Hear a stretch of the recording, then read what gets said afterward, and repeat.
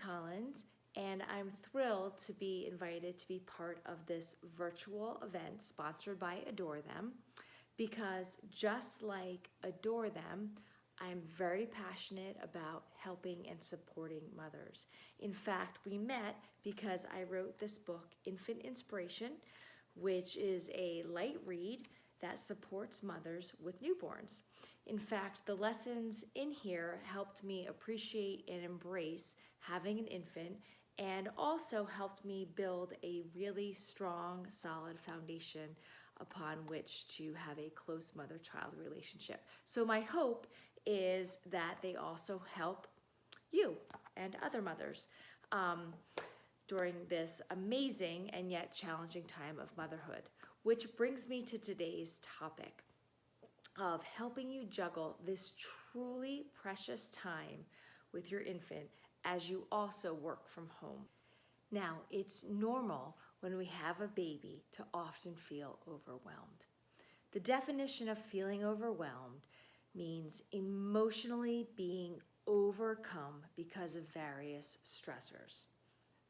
And let's face it, that is not a fun feeling. In fact, this negative feeling prevents us from enjoying life. Therefore, today, you'll learn 4 strategies to alleviate that negative feeling. So, while you're doing this juggling act, you may at times feel that the days are long, but I assure you, the years fly by.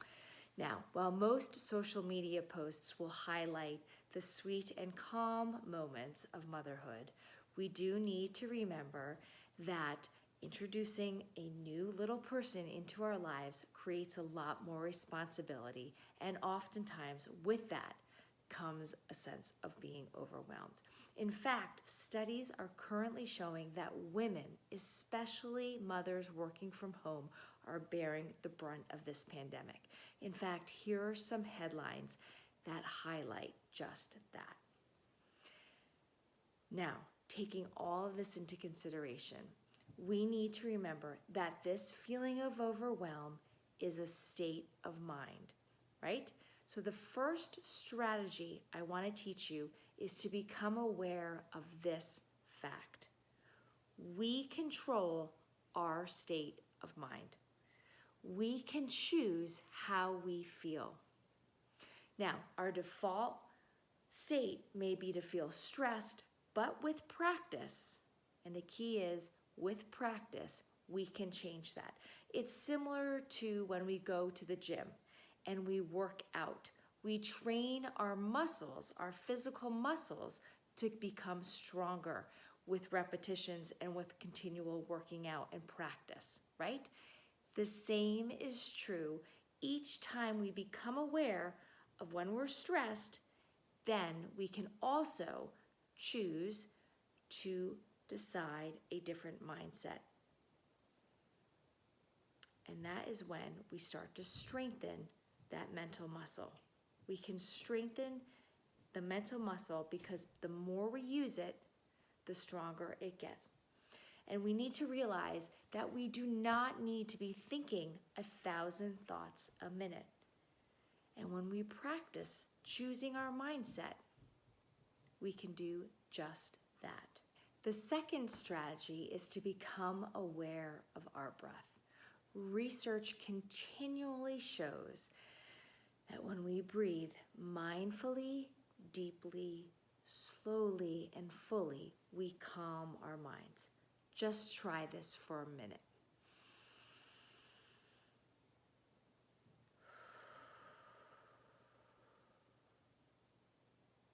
One more time.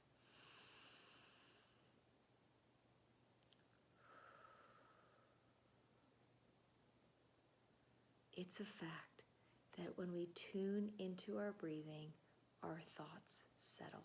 And when that happens, we feel less overwhelmed. I know you may be thinking, Amy, I am too busy to sit still and breathe. Or, I don't have time to practice this. Because when we're overwhelmed, the fact is we don't feel like time is on our side. But as counter to our culture as this sounds, we need to practice, even if it's just a few minutes each day. We need to practice breathing, because when we breathe from our diaphragm and we breathe fully and we focus on our breathing, then a sense of clarity comes to the forefront of our mind, and we're better able to calm ourselves and focus on the task at hand. The third strategy is to clearly communicate your needs. Now, whether it's your first or your fourth baby, the fact remains that there is now a new person in your family, which means added responsibilities. Therefore, you need to clearly communicate with those helping you with the baby, your partner, your family members, and you need to clearly communicate with your work colleagues what is happening and what your needs are. Now, you may think, oh, I'm not really good at speaking up at work, or my husband and I are just, we just kind of figure things out and, we can read each other. No. Now is the time for you to learn to clearly communicate for your sake, for the baby's sake, and for everyone around you, both personally and professionally. I have a note here, according to the definition from the World Health Care Organization, self-care is the behaviors you do to take care of your own health by practicing what you find enjoyable and by promoting your physical, emotional, spiritual, and mental health.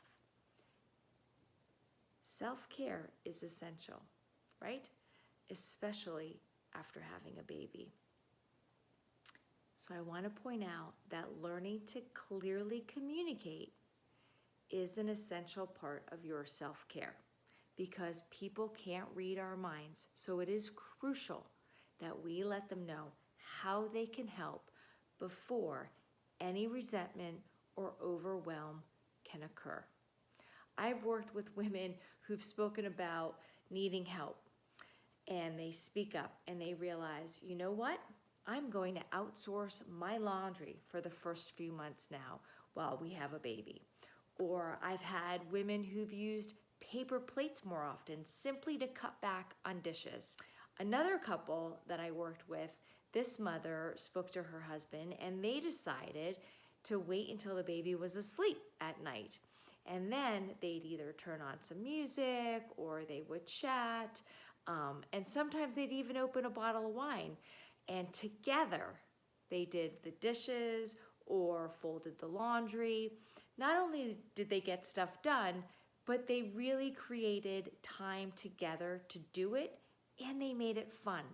So make sure that you ask for help. When you need it, plan ahead when possible, and be specific. For example, I need your help feeding the baby tonight because I have a conference call, right? As specific and as direct as that. Learning to clearly communicate how you need help is essential to reduce both stress and prevent resentment. The last strategy is to be aware of multitasking. In fact, whenever possible, do one thing at a time. Even though our culture is all about encouraging multitasking, research conducted at Stanford University found that multitasking is less productive than doing a single task at a time. In fact, the researchers found that the people who are regularly bombarded with several streams of electronic information can't pay attention, they can't recall information easily, or switch from one job to another, as well as those who complete one task at a time. In fact, multitasking reduces your efficiency and performance because your brain can only focus on one thing at a time. So when you're trying to do two things at once, your brain actually lacks the capacity to perform both tasks successfully. So although you may think, oh, if I'm only doing one thing at a time, I'm not being as productive. Not true. Because in fact, if you're doing 5 projects at the same time, your energy is spread thin. And you don't often feel a sense of accomplishment because you're always in the middle of everything. Therefore, whenever possible, create space to focus on one task at a time. Then your energy will be laser focused and you can complete it 100%. So if you're playing with your baby, stop trying to also watch a presentation. Do one or the other. Whenever possible, be with your baby. Focus on your child. Think, do you have to get the phone every time it rings? Do you have to respond to that email or text as soon as it dings? Most likely the answer is no. Then, when you're working, focus on work. Again, be aware of what's happening around you. Is it most productive to sit in the same room as your family while you're trying to write that work email? Probably not. So make sure that you regulate your environment. You're aware of your environment, which includes setting up specific times to check personal texts and email. I have a specific time of day, 3 times a day, where I check my personal email and personal texts. And I'm not going to do that while I'm on a Zoom call or while I'm also, feeding my newborn or talking with my child. I'm not going to be simultaneously checking texts. And rest assured, family members and coworkers will know how to reach you if there's an emergency. So when you practice doing one thing at a time, you feel more calm, more productive, and you enjoy what you're doing more too. In review, here are the 4 strategies to help you reduce feelings of being overwhelmed as you juggle this precious, precious time with your newborn and working from home. Overall, navigating this time with your infant and working from home is challenging. And it's normal to feel overwhelmed at times. But by practicing these 4 strategies, you can better enjoy both aspects of your life, your baby and your work. So cheers to your journey, and may you continue to learn and enjoy each day.